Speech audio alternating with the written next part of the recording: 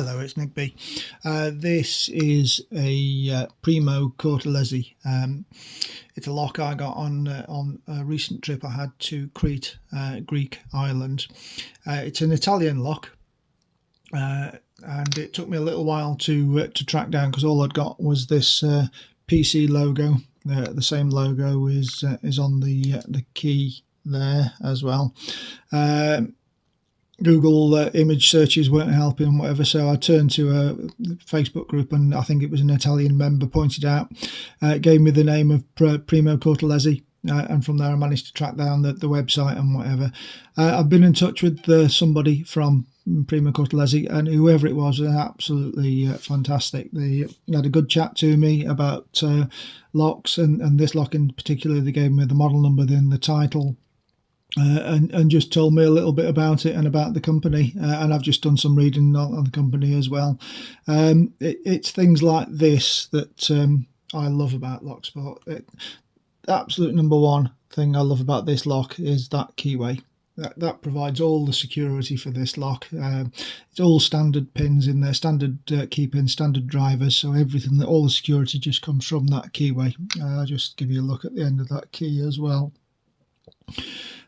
So yeah, they sound a great little company. They've been going for 60 odd years, and one of the first products, I'll put a picture of it up here, was a little telephone lock that they seem to get a contract to make for the 1960 Rome Olympics, and that seemed to have started the company off into locks. They still make all of the locks in Italy, which is really unusual, and they've become a bit of an artisan maker. Got an absolutely fantastic range of finishes for the lock. So, you know, if you were after something absolutely bespoke, that's the sort of people, you know, that you go to, as opposed to just chrome or brass. So yeah, there's obviously a market for that sort of stuff out there. So anyway, this video, it's got the pick and gut. It's just to say thank you to whoever it was that I was talking to at Primo Cortellezzi. It's really nice to have a contact with an actual lock manufacturer like that is interested enough about the products that they make and sell to talk to people like me. So anyway, coming up now is my pick and gut of this. Primo Cortellezzi, I hope you don't mind me picking it on YouTube. I'm sure you know that this one isn't high security, and there's lots of videos of this sort of stuff going on. But anyway, thank you for the contact and for the conversation that we had. So coming up now is my pick and gut. Just give you one last shot of that keyway, which, as I say, I think that is absolutely gorgeous. Love the lock. Anyway, thanks so much. Let's see about getting this on camera. So give that a spin over, working perfectly. And I'll look at that bit in. It's this pin 4, really high lift pin 4, that gives me all the problems behind this pin 3. And just the lack of feedback that I get from that pin, and the difficulty in finding it within this narrow keyway. So one of the few locks that I have to tension non-pin side. So everything feels a little bit alien to me like this, and what happens with this lock is the feedback improves and then completely disappears towards the end. So let's start off. So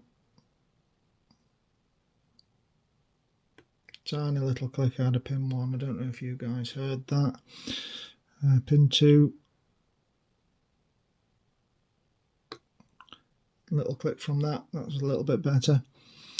And then just sneak all the way back down to number 5. You get a great click from that one. And what I found is that I now need to change picks just to get around the really high lift on 4.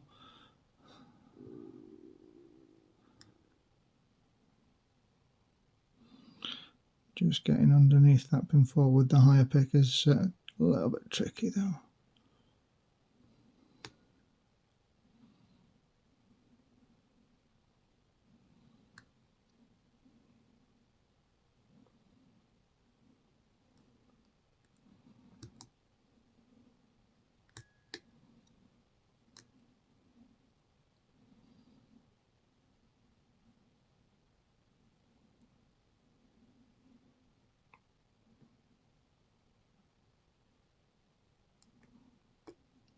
There we go, we've got it open, just teasing that last pin up there. So let's get this gutted.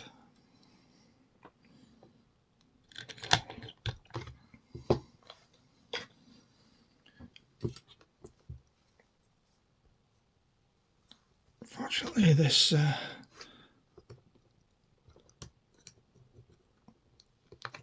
circlip should come off fairly easily.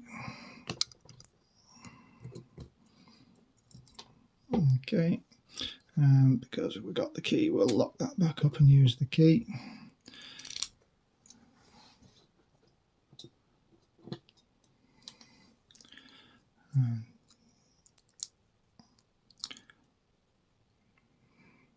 I really must break out a new shim.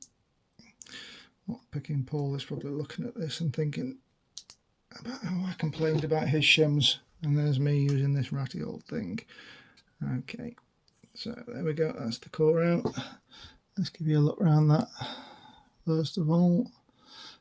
Nothing unusual about it, just the brake safe portion of it there.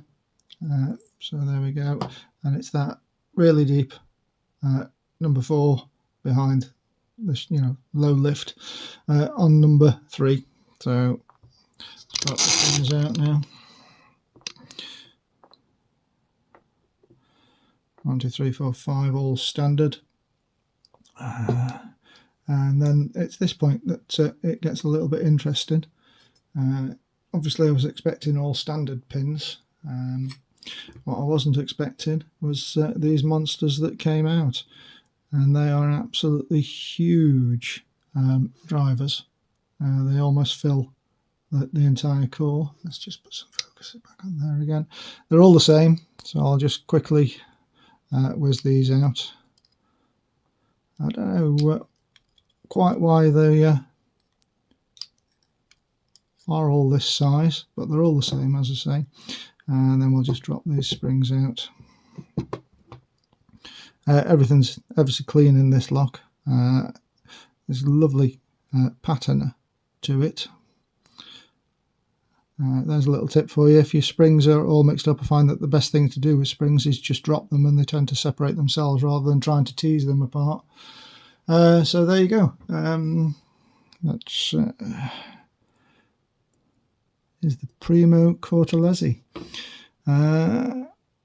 Picked and gutted, and in honour of GP Rider from the UK Locksport Forum, Primo Cortellezzi, huge drivers.